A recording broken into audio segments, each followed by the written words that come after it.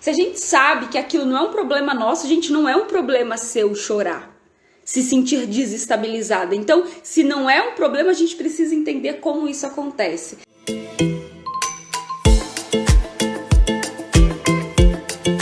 Hoje o assunto é como não chorar em um debate de trabalho. E essa questão de não chorar no trabalho vem muito com a nossa maturidade. Eu sou particularmente uma criança, como diz o meu pai, uma criança que é como que ele falava, uma caixa d'água que enchia muito rápido. Então eu sempre fui muito chorona. Muito chorosa, qualquer coisa que me desestabilizava emocionalmente já estava em rios de lágrima, principalmente com relação ao medo. Eu chorava muito, se alguém me olhava com a cara meio feia, eu dava uma chorada já e tal. Não tanto assim, tinha minha irmã, por exemplo, ela era bem mais chorona. E o que acontece? Esse nosso comportamento, quando a gente é pequeno, ele acaba de alguma forma refletindo na nossa vida adulta e principalmente no mercado de trabalho. Por que no trabalho, Val? Porque no trabalho é um momento em que a gente se sente desafiado. E são muitas as emoções que estão envolvidas em um debate. Um debate, sempre lembrando que um debate é uma troca de ideias que às vezes está um pouco, mas sabe, os ânimos estão mais acirrados. Então é muito importante a gente ter essa consciência. Hoje eu vou trazer para vocês todo esse passo a passo, por onde a gente começa para trabalhar essa questão. Então, se você tem uma amiga que sofre, gente, com isso, porque não é fácil. Quando a gente chora no trabalho, diante de um debate, a gente se sente muito fragilizada. A gente às vezes se sente incompetente. Eu me sentia muito insegura quando eu acabava chorando em um momento, em uma situação de trabalho. Tudo é uma questão de informação, tudo é uma questão de perspectiva. E quando nós temos o conhecimento acerca de algo que acontece com a gente, e o pior é que às vezes a gente pensa que aquilo só acontece com a gente. A gente não acha que aquilo não acontece com mais ninguém, é só com a gente. E não é bem assim. Todos nós passamos por esses momentos e é muito importante que a gente fale sobre isso, porque a verdade liberta a gente. Se a gente sabe que aquilo não é um problema nosso, a gente não é um problema seu chorar, se sentir desestabilizada. Então, se não é um problema, a gente precisa entender como isso acontece. Tá, Val, tem gente nova por aí? Acredito que tem gente nova por aqui. Eu sou Valéria Anjos, sou fonoaudióloga e a minha missão, o meu trabalho é mostrar para vocês, apresentar para vocês o caminho que a insegurança tem no nosso cérebro. Porque quando você entende o caminho da insegurança, você vai se comunicar de uma outra forma. Você vai passar muita credibilidade, muita autoridade com a sua mensagem e, consequentemente, você vai ter equilíbrio nas suas emoções e se tornar uma referência naquilo que você faz no seu trabalho. Então, o que eu quero é te mostrar esse caminho. Qual é o caminho do medo, da insegurança no nosso cérebro? E hoje nós vamos falar um pouco sobre essa questão de chorar em um debate de trabalho. Bora começar? Primeiro ponto. Gente, não existe esse negócio de engole o choro. Vocês já ouviram isso? Gente, eu escutei muito. Não foi uma, não foram duas vezes. Foram muitas vezes essa questão do engole o choro. Deixa eu ver aqui se o pessoal tá comentando alguma coisa. Ah, tá. Rarará. Gente, pessoa aqui tá. Beleza, coloquei. Não, eu vou mostrar para vocês o que eu tô fazendo. Porque lá, ó, eu estou transmitindo aqui pela nossa página. E pela página, se você acompanhar pela página, você tem acesso ao mapa mental. Eu faço o mapa mental de todas as lives. Então, se você ter acesso, entrar lá, você consegue acompanhar o mapa mental. Então, bora entender e começar quebrando com essa crença. Eu escutei muito isso em diferentes momentos da minha vida, essa questão sobre engolir o choro. Eu não sei se isso aconteceu com vocês, mas hoje eu quero trazer para vocês a seguinte perspectiva. Não é sobre engolir o choro, é sobre entender por quê. O choro, ele é uma resposta. Se o choro apareceu, é porque existe algo que você precisa entender e compreender sobre você e sobre as suas emoções. Então, Esquece essa crença sobre as nossas emoções de que engole o choro. Não engole o choro. Hashtag entende o choro. Por quê? Quando você dá esse passinho, se afasta um pouco e entende essa questão do que é o choro, você vai conseguir saber o que fazer para não chorar em um debate no trabalho. Então, hoje a nossa conversa aqui vai ser bem sobre isso. Para entender como o que não fazer, é preciso saber o porquê que isso acontece. Eu adoro mostrar, destrinchar as coisas, porque eu acredito piamente que quando a gente entende o porquê, fica muito mais fácil. Nós ensinamos isso para o nosso cérebro, nós apresentamos e a gente vai saber exatamente o que fazer. Primeiro ponto, por que é que a gente chora? Vocês já fizeram essa pergunta? Por que a gente chora, não é mesmo? Então, o choro, ele é uma resposta do nosso organismo que está diretamente relacionado ao nosso estado emocional. São alguns hormônios, que vão para cima, que se elevam devido àquele estado que nós estamos vivenciando naquele momento. Consequência desse estado, o que vai acontecer? A gente vai ter uma resposta do nosso organismo, que é o choro. O choro, ele está totalmente relacionado às emoções. E as emoções que mais estão ali conectadas com o choro, uma das principais, eu elenquei aqui, são várias, mas eu trouxe as principais. O medo, a tristeza, a gente fica triste, a gente chora, a saudade, a dor, a raiva, quando a gente fica com muita raiva, às vezes a gente chora, a aflição, a frustração e a alegria. Quando a gente é pego de surpresa, sabe quando alguém faz uma surpresa pra você, você não espera aquilo, sabe, te preenche tanto, a gente chora de alegria também. E por que a gente chora? É porque aquele estado em que nós estamos vivenciando, ele desregulou. Ele deu uma desregulada, ele passou, foi fora daquilo que era esperado pra gente. Então, o que vai acontecer? A gente chora. Chora pra quê? Pra regular. Eu não sei se vocês percebem isso, mas depois que a gente chora, dá um alívio, não dá? É exatamente por essa questão.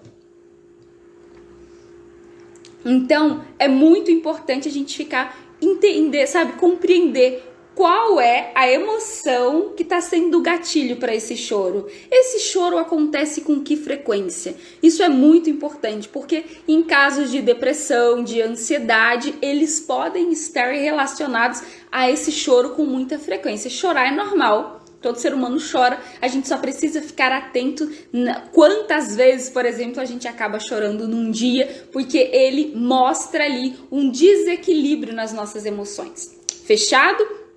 Então, quando a gente fala sobre chorar, o choro ele é uma resposta de algo que vem antes dele. Por isso que é tão importante a gente identificar os gatilhos que estão nos levando para uma desestabilização emocional no nosso trabalho. O que lá no seu trabalho está te gerando, principalmente quando você vai para um debate. Sempre lembrando que um debate é difícil, por quê? Porque a gente vai se expor. E nós temos medo de nos expor, nós ficamos inseguros, ficamos tímidos. São uma série de emoções que estão envolvidas. Então, comece a identificar quais são os gatilhos que estão te levando a essa desestabilização emocional. Principalmente em um momento em que você precisa ser assertivo, passar credibilidade, autoridade. É uma frustração? É um sentimento de frustração? Por não conseguir fazer alguma coisa, por não conseguir expressar aquilo que você gostaria? Esse choro é fruto de uma impotência? Você se sente incapaz de realizar algo, de apresentar algo? Esse choro é fruto de um sentimento de vergonha? Você fica... Oi, Gleice, seja muito bem-vinda. Estamos falando como não chorar em um debate de trabalho, Gleice, sobre a questão da estabilização emocional. E agora eu tô perguntando exatamente isso para vocês. Qual é o gatilho? É uma frustração? É uma impotência? É uma vergonha diante daquele cenário? O que está te desestabilizando nesse momento? A gente precisa ficar muito atento a isso. Porque quando a gente Eu não gosto, sabe aquele negócio de febre? Quando você tá com febre, você não toma só um remédio para febre, você tem que entender qual é a causa daquele problema. Porque se você tá com febre e só toma um Tilenol e não toma um antibiótico, por exemplo, e você tiver uma infecção, esse problema só aumenta. Então, como o choro é a mesma coisa. Se você pensar ali só, engole o choro, para de chorar e não observa o que está gerando esse sentimento, essa frustração, você não vai conseguir resolver esse problema. E o que significa resolver a questão do choro? É você estar estável emocionalmente, conseguir passar a sua mensagem com segurança, com credibilidade, com autoridade. Então, a gente precisa ficar bem atenta, porque isso acontece muito, principalmente com nós mulheres. São situações que nos desestabilizam. Então, é importante identificar esse gatilho. Val, identifiquei o gatilho. O que eu vou fazer agora? Qual é o próximo passo? O próximo passo é você trabalhar a observação. Observar o quê? Eu trouxe 3 elementos que eu quero que vocês comecem a observar. Porque quando você começa a observar esses 3 elementos, você vai conseguir resolver essa questão de como não chorar. Primeiro, você precisa se observar. Ter um olhinho assim, voltado para você. Por quê? Quando você consegue se observar, você vai identificar quais são essas emoções que são os gatilhos para esse momento de choro e principalmente você vai identificar quais são os seus limites. Porque quando esses limites são ultrapassados, nós vamos ter o quê? Nós vamos ter uma desestabilização. Então comece, se observe, se conheça, saiba quais são. Gente, e não é fragilidade nenhuma, é um ato de coragem.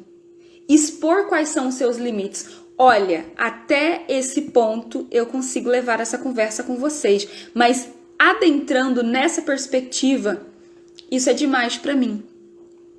Isso me desestabiliza, isso me toca profundamente. A gente não precisa, e muitas das vezes, dizer o que é, mas a gente pode sinalizar. Eu quero que vocês saibam que quando nós estamos expondo as nossas vulnerabilidades, é um sinal de força, de coragem. Então, sinalize. Se aquele momento, aquela situação, aquela pessoa, ela está te desestabilizando, cabe a você, como a pessoa que domina a sua comunicação, falar, olha, nós vamos parar por aqui, essa conversa não vai continuar. Mas por que essa conversa não vai continuar? Porque eu estou no meu limite. Eu posso chegar até aqui. Então, saber se conhecer, isso mostra que você se respeita. E essa questão da gente colocar o limite é uma dificuldade muito comum a todos nós. Por quê? Quando nós vamos fazer uma linha, olha, o meu limite para esse debate, para essa conversa é esse daqui, ó. Faz de conta que esse aqui é o murinho do limite. Quando nós vamos colocar o limite, nós temos que expor uma vulnerabilidade em nós. E para nós, a dificuldade está em expor uma vulnerabilidade. Então, quando eu falo para uma pessoa que a partir daquele ponto, naquele debate, naquela conversa, eu não quero falar mais sobre aquilo, eu estou mostrando para ela que ali tem uma ferida, que ali dói. Então, é trabalhar essas questões pra gente. Quando nós estamos seguros da nossa vulnerabilidade, nós conseguimos ter mais facilidade para colocar limites. É muito difícil, é um exercício essa questão do limite. Por quê? Porque a gente cai sempre naquele detalhe que a gente quer ser aceito. Nós queremos que as pessoas do nosso trabalho, que os nossos amigos gostem da gente, queiram ter a gente perto. A gente não quer ter a sensação de que não vai ser aceito. E colocar limite é falar para a pessoa, olha, você pode chegar até aqui. Daqui para cá você não chega mais. Então, é exatamente ir trabalhando. E eu gosto de trazer alguns exemplos. Eu tenho uma amiga que ela tem um grau de ansiedade muito alto. E ela falou assim: Val, quando você for me mandar uma mensagem, manda a mensagem por completo. Não manda a mensagem aos pedaços, porque isso gera em mim uma sensação de muita insegurança. Eu fico desesperada sem saber qual é a próxima mensagem. Eu respeitei, mas eu não entendi. Por quê? Por que eu não entendi, gente? Porque eu não tenho uma ansiedade nesse nível, então eu não compreendi.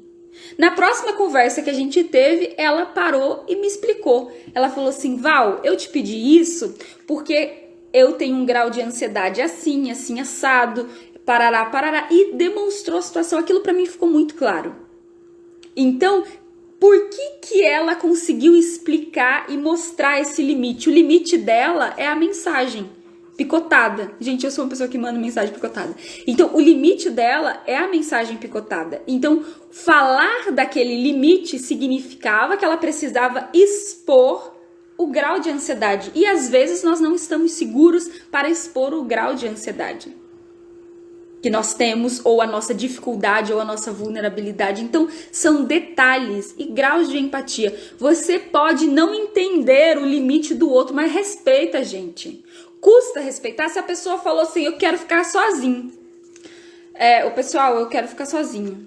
Hoje eu quero trabalhar quietinho. Vocês só batem na minha porta se for de extrema necessidade. Ah, mas por que fulano quer isso? Ah, mas por que isso? Gente, respeita. Você não sabe o que está acontecendo com a outra pessoa. Você não sabe qual é o nível de dificuldade, questões emocionais que ela pode estar enfrentando.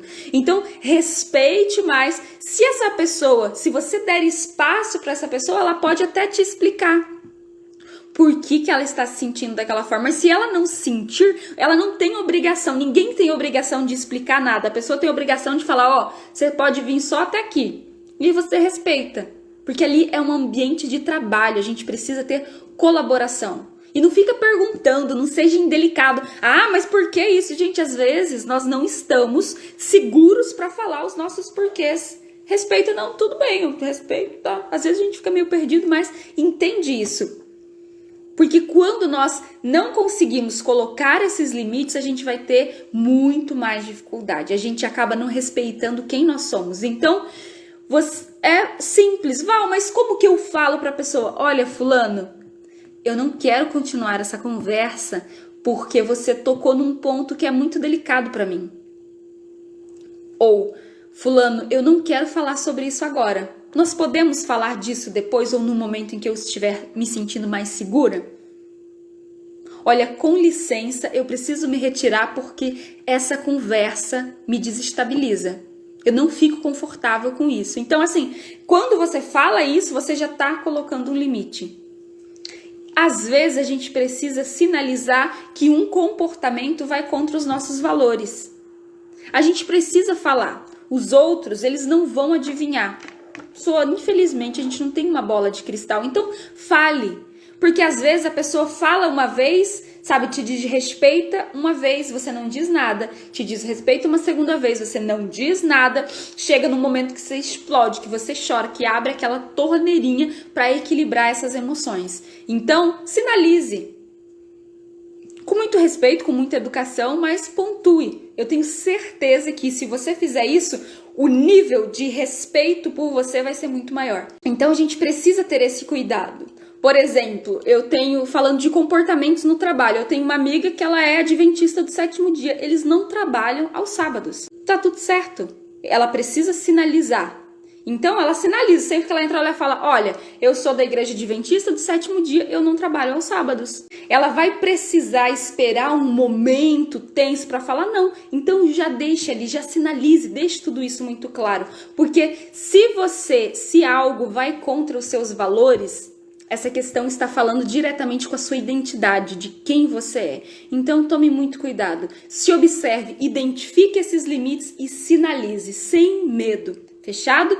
Outro ponto que a gente vai observar.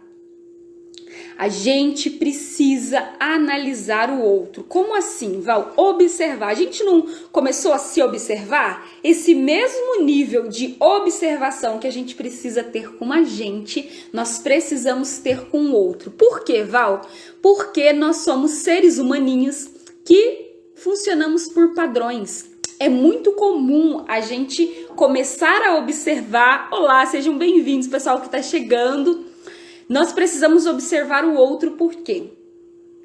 Quanto mais nós observamos as pessoas, mais nós vamos ter informações sobre ela. E quando nós temos mais informações com relação a uma pessoa, mais claro fica o padrão de comportamento daquela pessoa. O que é o padrão de comportamento? É a forma como aquela pessoa sempre vai agir. Sabe aquela pessoa que você olha e você sabe que ela vai se comportar daquela maneira. Então isso é muito importante no nosso ambiente de trabalho. A gente precisa assim, observar, às vezes silenciar e só observar quais são as reações. E as reações das pessoas, elas falam muito sobre elas. Não somente as ações. Observe como uma pessoa reage no momento em que ela é pego de surpresa por uma situação inesperada. Porque a nossa reação é a nossa projeção do nosso inconsciente. Então, fique atento. Por quê? Você precisa saber se aquela pessoa é uma pessoa que não tem controle emocional.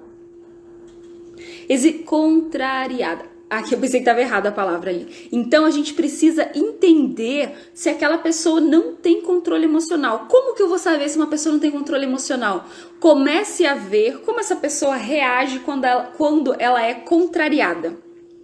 Quando a pessoa no seu trabalho apresenta um argumento e você apresenta um argumento oposto. Ou até mesmo outra pessoa da equipe fala algo diferente. Olha, eu não acredito nessa perspectiva. Esse seu posicionamento, ao meu ver, ele não é coerente. Então, quando a outra pessoa pontua algo diferente do que ela espera, observe a reação. Porque essa reação vai falar muito sobre a pessoa, o modo como ela vai reagir. Outro ponto, pessoas que não sabem levar um não. Pessoa que não sabe levar não é uma pessoa que não tem controle emocional.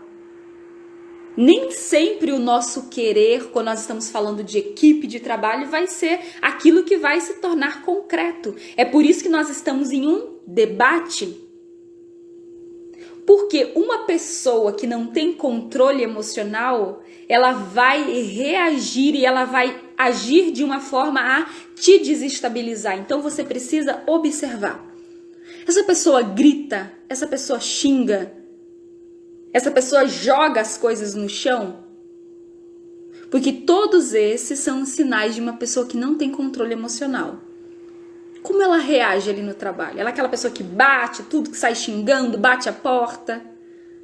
Comece a analisar por que uma pessoa que tem um padrão de comportamento sem controle emocional é uma pessoa que se você tiver diante dela para ter um debate, é uma pessoa que vai tentar te desestabilizar. E você precisa saber disso. É inteligente da sua parte. Quando eu fiz o meu mestrado em ciência da computação, para que um computador respondesse da melhor maneira possível, a gente precisava colocar muitas informações. Quanto mais informações sobre aquele programa que eu estava planejando tinha, mais assertiva era a resposta daquele computador. Com a gente é a mesma coisa. Quanto mais informações você tiver sobre o seu colega de trabalho, sobre o seu chefe, sobre a forma, e eu digo informações profissionais, você não vai sair stalkeando a vida de ninguém, mas observando a forma como ele reage, a forma como ele fala. Existem pessoas que fofocam. Fofoca é um sinal de uma pessoa que não tem controle emocional. Por quê? Porque ela precisa compartilhar uma informação que, em muitos dos casos, é uma informação que não precisava ser compartilhada. E a fofoca, ela fala de uma pessoa que não está ali naquele momento da conversa. Então, comece a observar. Se a pessoa faz fofoca, leva para lá, traz para cá, é um sinal de uma desestabilidade emocional, uma pessoa que não tem controle. Observe e vá anotando. Gente, faça uma planilha, fulano de tal, para você ter esses dados. É muito importante. Isso gera em nós muita segurança. Por quê? Porque você sabe com quem você está lidando. Fofoca no trabalho é a pior coisa do mundo. Isso desestabiliza qualquer pessoa. Imagina você tá lá no banheiro, bem de buenas, começa a escutar alguém falando alguma coisa sobre você. Isso é um motivo para te desestabilizar. E quando você conhece a pessoa, você sabe exatamente como se posicionar e como mostrar para ela que você não é uma pessoa lesada, burra, sabe? Que você é inteligente o suficiente para dizer, olha, mas com todo o respeito do mundo, eu espero que pelo profissionalismo que nós temos nessa equipe, que essa informação fique aqui.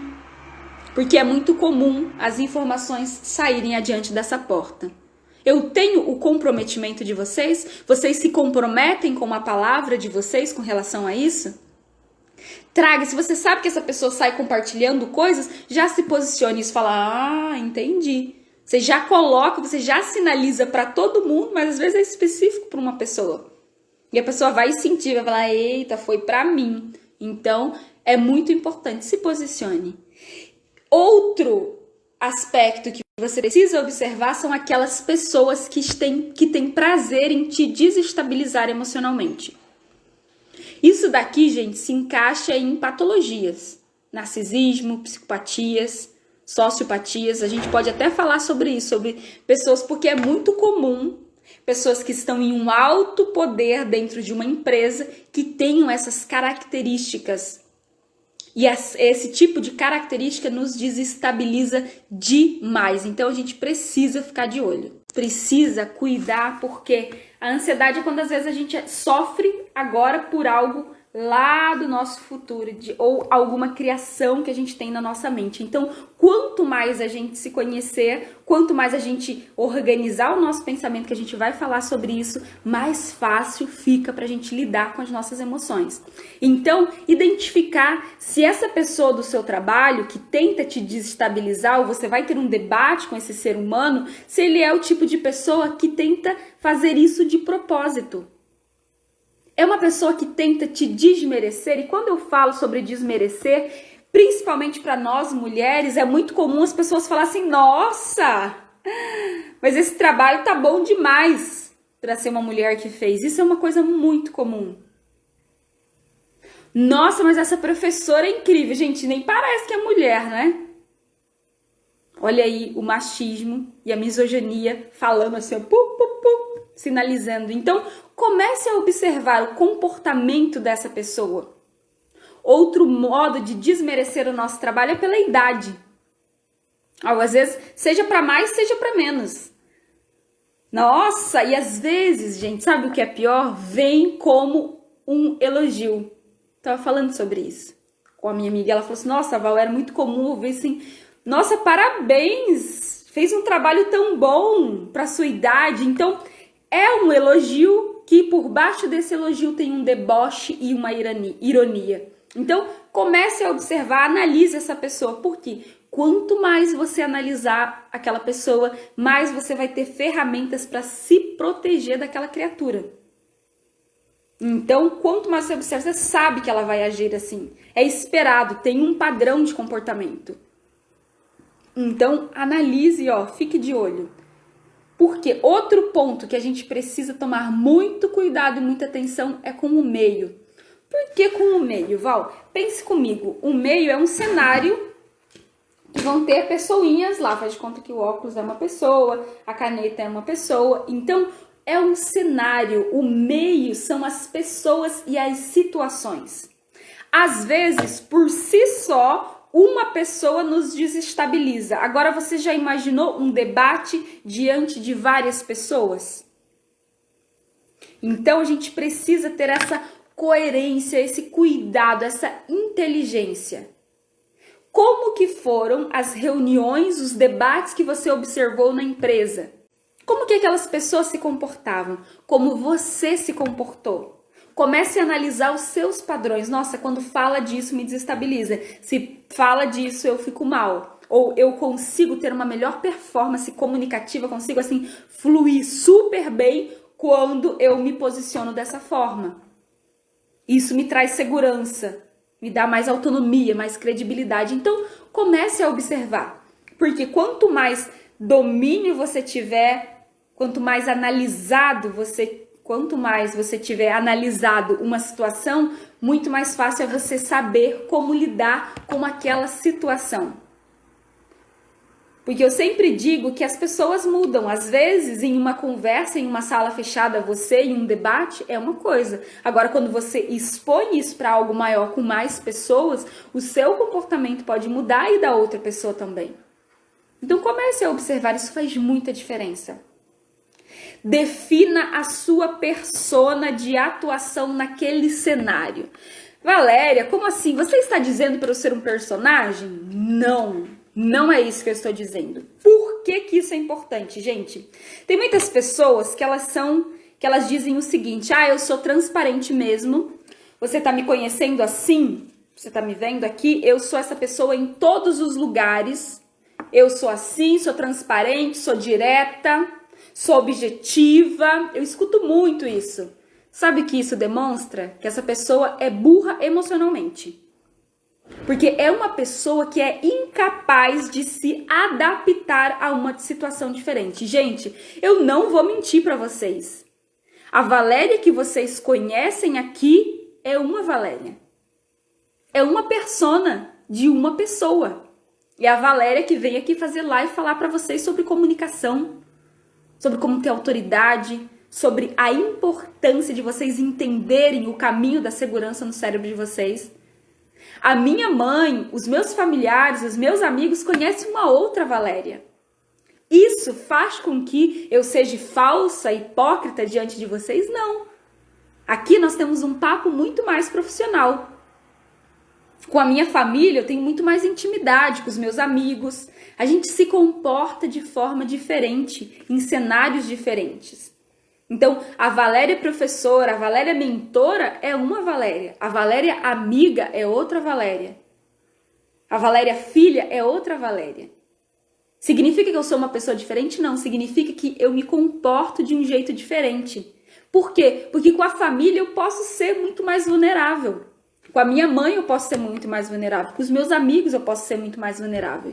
Muito mais vulnerável. Então, tenha maturidade e inteligência para entender que você não precisa dizer o tempo inteiro que você fala na cara porque você é transparente, porque você está sendo mal educado. Se você desestabiliza uma pessoa com uma fala sua, muito cuidado. Tem gente que tem prazer. Eu prefiro, como que é melhor chorar pela verdade do que... Gente, eu não tô pedindo para vocês mentirem para as pessoas, mas é ter cuidado com a medida como vocês falam. Não é o que a gente fala, é como a gente fala. Então, assim, se você é uma pessoa grossa, uma pessoa estúpida, comece a observar isso. Até que ponto isso vai te levar num momento, sabe, para você ter uma pessoa que passe segurança, que passe assertividade, que os outros confiem em você. Ser seguro não é ser estúpido, quadrado. A gente precisa ter essa sensibilidade. Por quê? Porque nós vivemos em comunidade.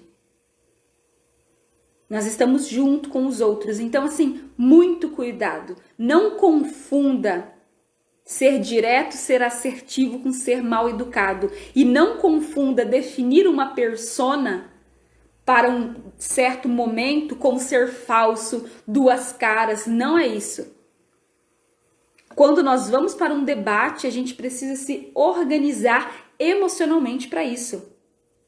Quando nós estamos trabalhando, era muito comum os meus alunos, na época que eu dei muitas aulas lá no Rio de Janeiro, eu ia de metrô para casa, quando eles me viam no trabalho, às vezes eles não me reconheciam dentro do metrô. Porque a minha postura mudava totalmente. E tá tudo bem. Dentro da sala de aula, eles precisavam ter uma professora, uma mentora que trabalhasse com eles, que se comunicasse daquela forma. No metrô, eu deixava de ser a Valéria? Não. Eu só era uma Valéria mais relax, uma Valéria de tênis, sem salto, uma Valéria com uma t-shirt, uma camiseta e não com um terninho. Então comece a observar. Porque isso faz muita diferença.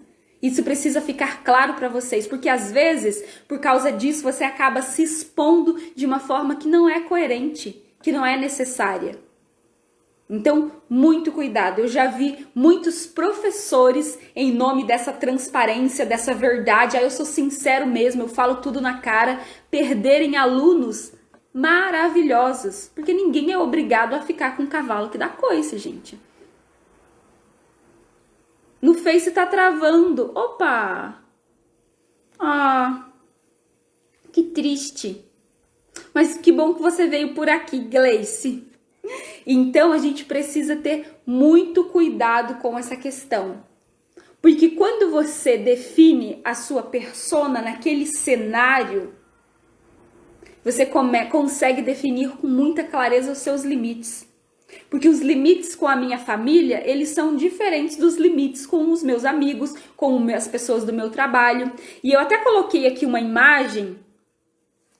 A imagem, sabe aquelas rosas? Eu não sei se vocês já viram, gente. Vou desenhar aqui pra vocês. Tem uma florzinha. Vocês já viram essa imagem assim, ó? Tem uma florzinha e aí tem uma cúpula em volta. Dia dos Namorados eu vi muito isso no Instagram e tal, é um presente super fofo. E aí tem essa cúpula. Eu gosto muito de trabalhar a técnica da cúpula. Por quê? Na técnica da cúpula, você coloca o seu limite. E aí você vai dizer o que passa, o que chega até você e o que bate e volta. Então, deixa eu desenhar bonitinho aqui. Você precisa ter muita clareza do que você vai deixar chegar até você e o que vai bater e voltar. Então, o que chega, o que bate e volta. Por quê? Quando nós choramos no nosso trabalho, quando nós estamos com uma falta de limites, alguma coisa desestabilizou e a gente acabou chorando nesse debate, é porque alguma coisa que deveria ter parado aqui, ó, nesse limite, na minha cúpula de proteção, não parou e veio pra cá.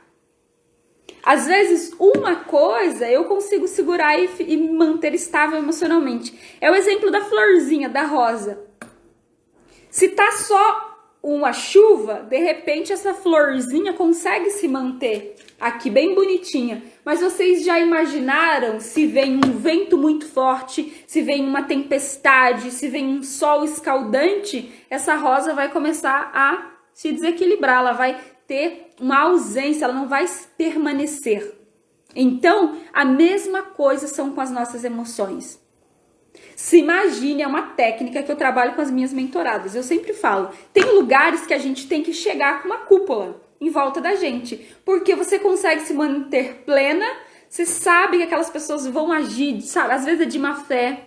Tem gente que tem prazer em deixar o outro triste, em fazer o outro chorar. Então, você já chega com a sua cúpula e você decide o que você vai deixar passar por essa cúpula ou não. Então é muito importante a gente entender, esse é o papel principal dos limites, para a gente não se desestabilizar emocionalmente. Quando a gente define os nossos limites, a gente define também os limites que eu vou dar para outra pessoa. Então a gente precisa ter muita clareza sobre isso. Porque se eu não defino bem qual é o limite que o outro tem, o problema que a gente vai ter vai ser o seguinte: eu vou começar a receber tudo que a pessoa está mandando. E isso vai me desestabilizar. Então, essa é a importância. Coloque os limites. Beleza? Vamos para o nosso próximo passo. Tá, Val, mas como que eu vou começar a me organizar para isso? É isso que a gente vai falar. Agora vem a parte prática, gente. O passo a passo. Se tiver com caneta e papel na mão, já anota aí, porque eu só vou liberar esse mapa mental se vocês fizerem o nosso trato que eu vou contar no final, tá bom? Então vamos lá, ó. Passo muito importante. Primeiro, o nosso sentir, o nosso agir, ele tem uma parte muito importante que a maioria das pessoas negligencia, nem sabe que existe, que é a organização do nosso pensamento. Porque quando o nosso pensamento está organizado, nós vamos ter ações equilibradas. Para que a gente tenha ações equilibradas, a gente precisa estruturar o nosso pensar, que é o racional, o nosso sentir, que são as nossas emoções, em coerência com o nosso agir. Nossa, Val, falando assim parece fácil. Gente, falando assim parece fácil, mas é um exercício. É por isso que nós precisamos estar conscientes, junto do conhecimento sobre nós. É por isso que a gente precisa se observar. Se você não se observar, você vai ter muita dificuldade com essa questão. Pouca gente fala sobre isso. As pessoas acreditam que falar, que se organizar, não é necessário, ou às vezes elas nem sabem. Na minha vida, quanto mais eu me organizei, muito mais efetiva eu fui nas minhas ações. É um superpoder. Quando a gente entende a força que tem a organização do pensamento, nós passamos a ser pessoas muito mais coerentes e a gente começa a se proteger muito mais. É fácil? Claro que não, gente, não é fácil. É um exercício diário. Só que quando você começa, mais fácil isso vai se tornando.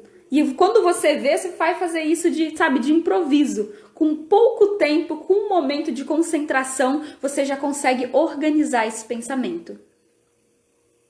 E a gente não tem que resolver tudo de improviso. Ah, pá, pum. Não. Você precisa se organizar antes. Principalmente quando nós estamos falando sobre trabalho. Porque o trabalho é algo que eu acredito que para mim, e assim como para vocês, é muito importante. Todas as conversas, elas precisam ser organizadas, estruturadas. Porque quanto mais organizada é uma conversa, um debate, muito difícil organizar para quem é acelerada como eu. Eu entendo, Gleice. Então, por isso que a gente precisa estabelecer uma meta. Val, sou muito acelerada, vou até anotar aqui. Sabe que vai ter uma reunião importante de trabalho, Gleice, sabe que vai encontrar alguém. Antes de você ir para a reunião, você senta e vai fazer o passo a passo que eu vou te mostrar aqui. Beleza? E depois me conta, mas precisa tirar um tempo, assim, sabe? Respira, solta, porque quanto mais a gente exercitar, e para mim no começo não era lógico e não era fácil.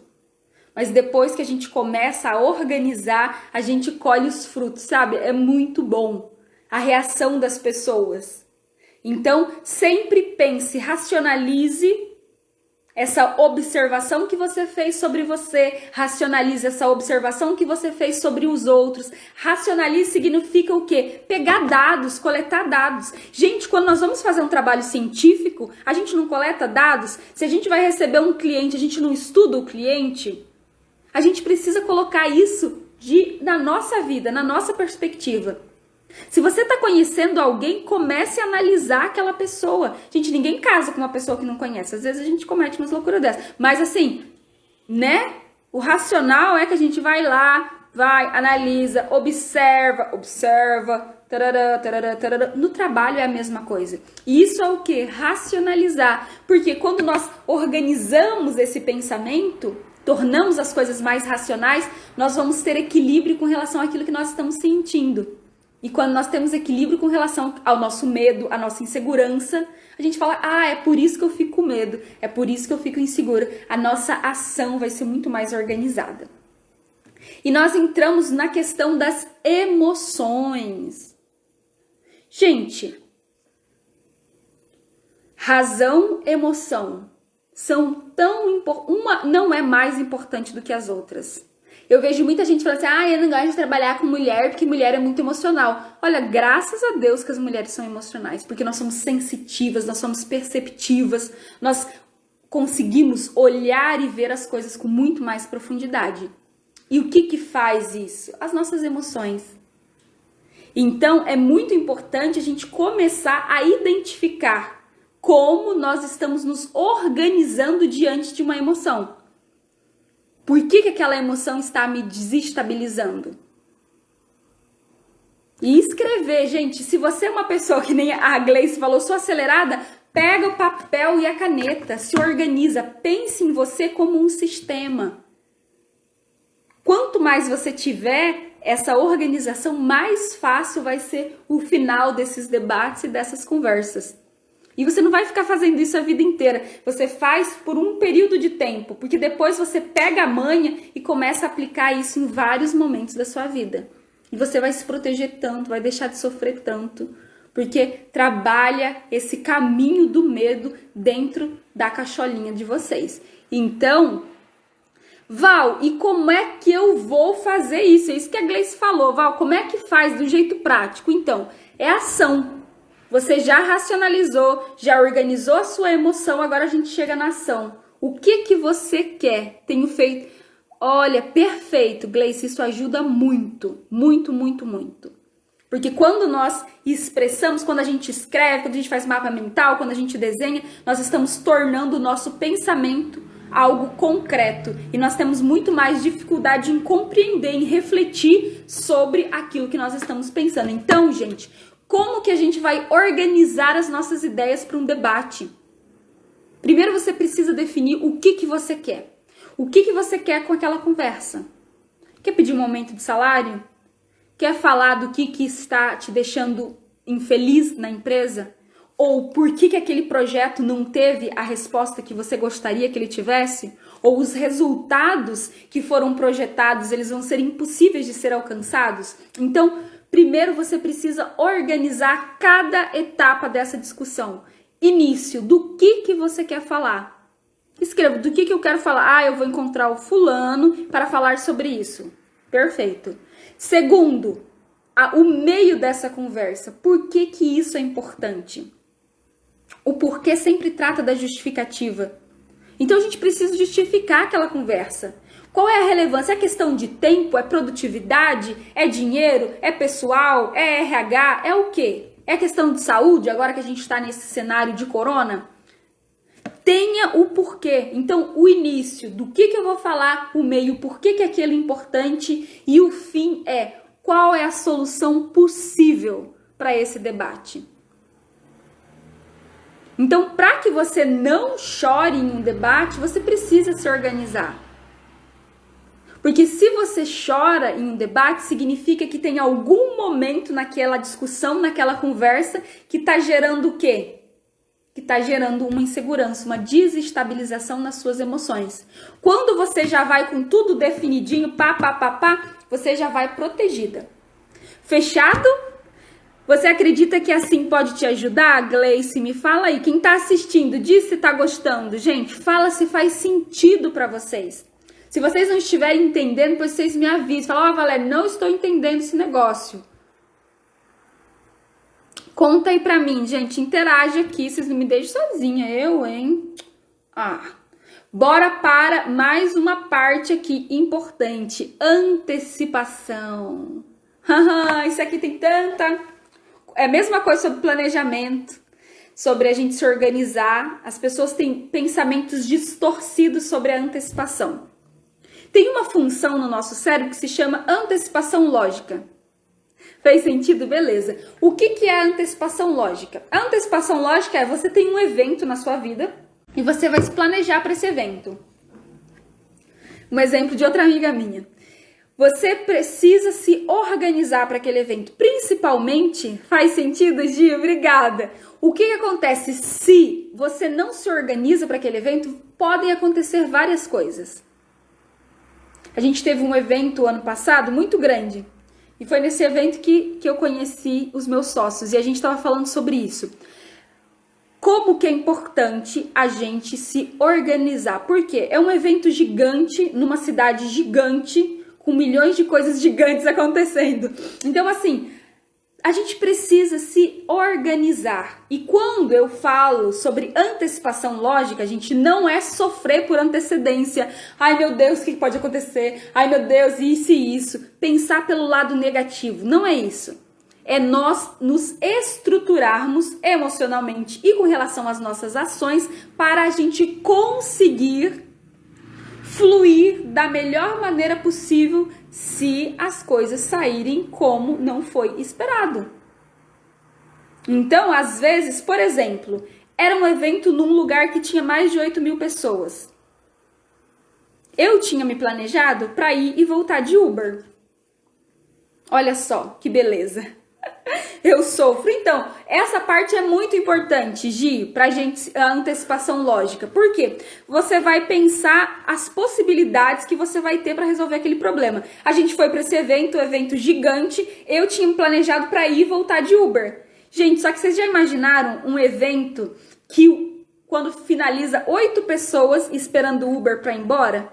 A minha sorte é que no meu hostel tinha uma amiga, que é a minha sócia, a Ana, que ela falou assim, olha só, galera, eu já pesquisei, já fui, já vi, já analisei tudo aí sobre a gente ir e voltar de metrô.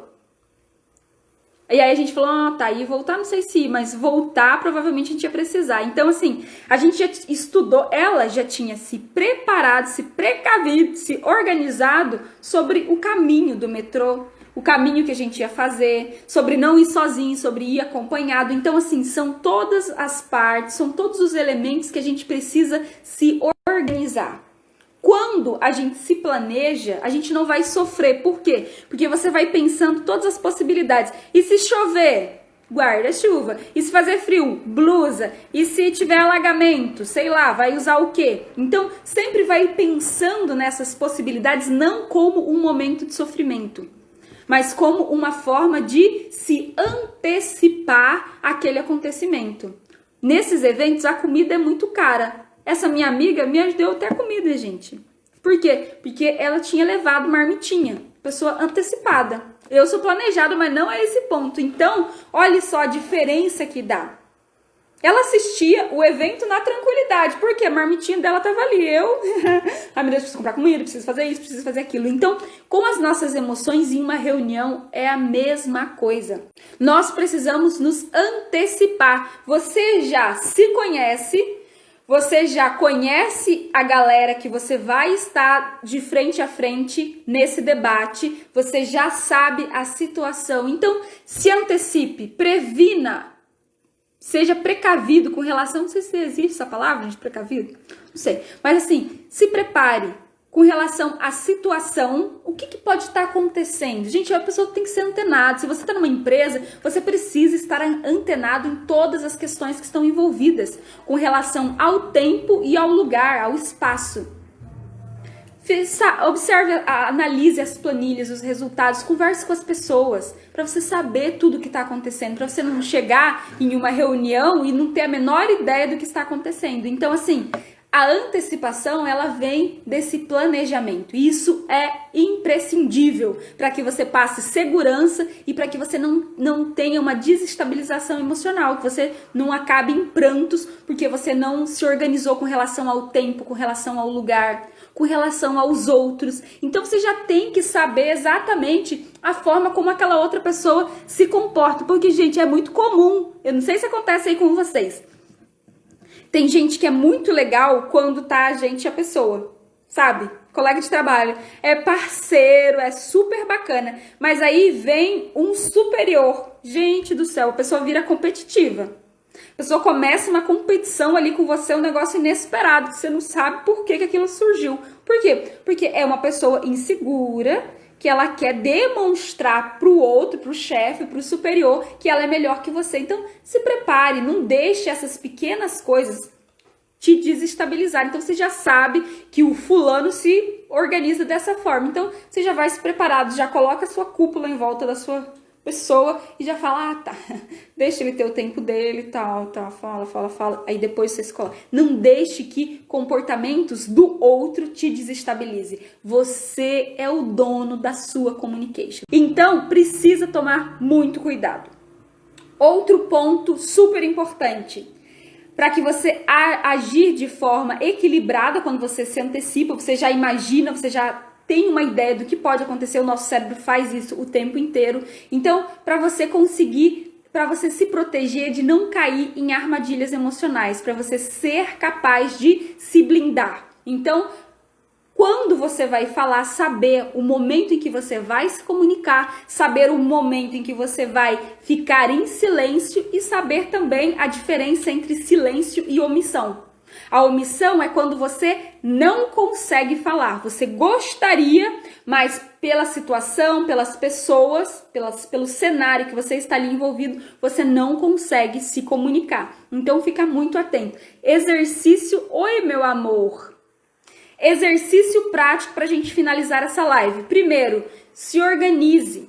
Precisa ter esse planejamento. Isso vai salvar vocês. Segunda coisa, respiração é muito importante. Sinta os pés no chão. E eu até coloquei aqui no mapa antes, durante e depois de uma discussão. Antes, vai no banheiro, sente os pés no chão, solta o ar, se organize. Depois, vai para uma reunião, Sempre solta o ar, aquela pessoa tá te desestabilizando, solta o ar, faz uma pausa, inspira lentamente. Por favor, não vá respirar intensamente na frente da pessoa, que isso pode fazer com que a pessoa fique mais estressada, mais braba, perca a linha, porque você já é uma pessoa meio desestabilizada.